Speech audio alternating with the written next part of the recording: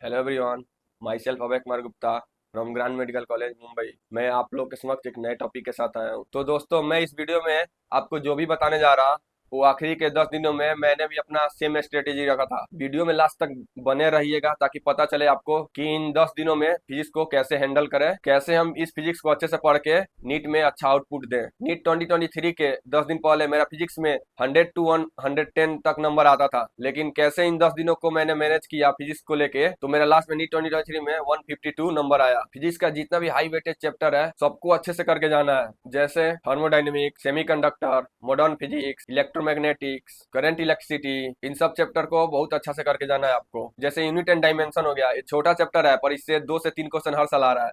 ये सब चैप्टर को आपको छोड़ के नहीं जाना है, अच्छे से करके जाना है। एसएम एंड वेव, ये भी ज्यादा बड़ा चैप्टर नहीं है, लेकिन इससे भी 2 क्वेश्चन आता है हमेशा। इन सब चैप्टर को अच्छा से करके जाइए, नीट पक्का है कि आप फोड़ के आइएगा। शॉर्ट नोट्स का जितना भी रिवाइज करना है अच्छे से करते जाइए। अभी तक आपने जो भी शॉर्ट नोट्स बनाया उसका हर दिन आपको रिवाइज करना है। हर दिन 15 से 20 मिनट आपको रिवाइज करना ही करना है। और आप अभी जितना भी टेस्ट दे रहे हैं उसका एनालिसिस हमेशा करना, क्योंकि एनालिसिस बहुत ज्यादा जरूरी है। मैं भी पहले एनालिसिस नहीं करता था तो मेरा मार्क्स बढ़ता ही नहीं था, पर लास्ट में हमको दिमाग में आया कि एनालिसिस करना चाहिए, तो मैंने एनालिसिस करना चालू किया था। उसके बाद मेरा मार्क्स बढ़ने लगा था। जो भी आप मॉक टेस्ट दे रहे हैं उसमें क्वेश्चन गलत हो रहा है, उसका एक अलग कॉपी बनाइए। जो गलत क्वेश्चन है उसको उसमें लिखिए, ताकि नीट के 2 दिन पहले आप उस कॉपी को उठाएं, ना कि पूरा टेस्ट पेपर को जो कि आप इतना दिए हैं। फिर उसमें बहुत ज्यादा कंफ्यूजन होगा। ऐसे क्या होगा कि आप जब कॉपी उठाइएगा तो उसमें जितना आपका गलत है वही सब दिखेगा, तो उसको जल्दी से रिवाइज करेंगे कम टाइम में। तो एक कॉपी बनाइए, वो ज्यादा जरूरी है। जितना जरूरी अभी टेस्ट देना है उससे ज्यादा जरूरी टेस्ट का एनालिसिस करना है, तो टेस्ट का एनालिसिस जरूर करना। फिजिक्स में यही है, क्वेश्चन प्रैक्टिस। जितना क्वेश्चन प्रैक्टिस कीजिएगा उतने अच्छे मार्क्स आएंगे नीट में आपके। तो क्वेश्चन प्रैक्टिस करते रहिए, मॉक टेस्ट देते रहिए और उसका एनालिसिस भी अच्छा से करते रहिए। तो चलिए, बिना किसी रुकावट के वीडियो में हम आगे बढ़ते हैं और आपको बताते हैं कि इन 10 दिनों में आपको फिजिक्स को कैसे हैंडल करना है और कैसे पढ़ना है, ताकि आपका नीट में 150 प्लस मार्क्स आ सके नीट फिजिक्स में। नमस्कार दोस्तों, नीट 2025 बस कुछ ही दिनों की दूरी पे है और ये आखिरी 10 दिन आपके पूरे साल की मेहनत को एक नई दिशा दे सकती है। तो आज हम इस वीडियो में आपसे बात करेंगे फिजिक्स की आखिरी 10 दिनों की स्ट्रेटेजी, ताकि आप मैक्सिमम मार्क्स ला सके। वीडियो को अंत तक जरूर देखिए, क्योंकि हर दिन की प्लानिंग और स्मार्ट टिप्स आपके रिवीजन को सुपर एफिशिएंट बना सकती है। फिजिक्स एक ऐसा सब्जेक्ट है जो नीट एस्पिरेंट के लिए हमेशा थोड़ा सा मुश्किल रहा है, कंसेप्चुअल भी और न्यूमेरिकल भी। इसलिए जरूरी है कि इन आखिरी 10 दिनों में हम टारगेटेड और स्मार्ट रिवीजन करें। आप जब भी दिन का शुरुआत करें तो हर दिन 15 से 20 मिनट आप सबसे पहले फार्मूला का रिवाइज करें। जो भी आप शॉर्ट नोट्स में फार्मूला लिखे हैं उसका सबका रिवाइज करें। जो भी आपको कॉम्प्लेक्स टॉपिक लगता होगा उसका माइंड मैप बनाएं और माइंड मैप से रिवाइज करें। उसका शॉर्ट नोट्स बनाएं। जो क्वेश्चन आपको ज़्यादा टफ लगे उसका एक अलग कॉपी बनाएं, उसमें लिखें।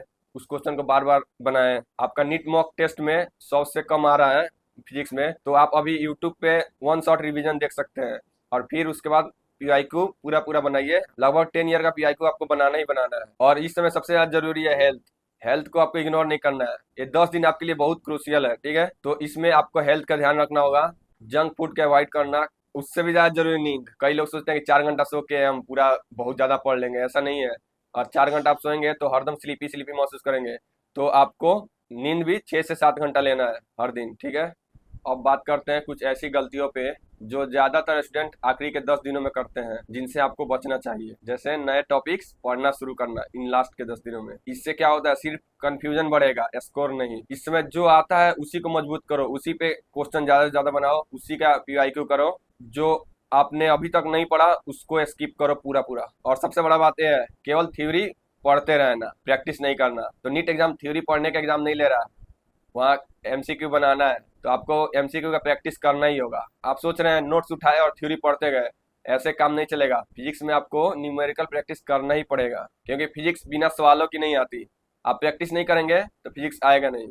आप जो भी टॉपिक रिवीजन कर रहे हैं उसका 15 से 20 एमसीक्यू उस समय ही बनाइए। पीवाईक्यू उठा लीजिए, उस चैप्टर का उठा लीजिए और पूरा पूरा पीवाईक्यू खत्म करके रहिए। जब आप पूरा एक चैप्टर पढ़ ले रहे हैं तो उस चैप्टर का पीआईक्यू उठाइए और सब बनाइए। और आपके पास नोट्स में जितना क्वेश्चन है उस सबको फिर से बनाइए। अभी इस समय आपको ओवर कॉन्फिडेंस भी नहीं होना है और अंडर कॉन्फिडेंस भी फील नहीं करना है। कॉन्फिडेंस में रहिए, पैनिक बिल्कुल भी नहीं होना है। अगर पैनिक होंगे तो आपका पढ़ाई में कैपेसिटी कम होगा, आप पूरा दिन अच्छा से पढ़ाई नहीं कर पाएंगे, पूरा समय को यूटिलाइज अच्छा से नहीं कर पाएंगे। पैनिक भी नहीं होना है आपको इन दिनों में। एकदम शांति होकर पढ़ना है, ना ज्यादा टेंशन लेना है, ना ज्यादा रिलैक्स भी होना है। खुद पे भरोसा रखो, पक्का तुम इस बार नीट निकालोगे।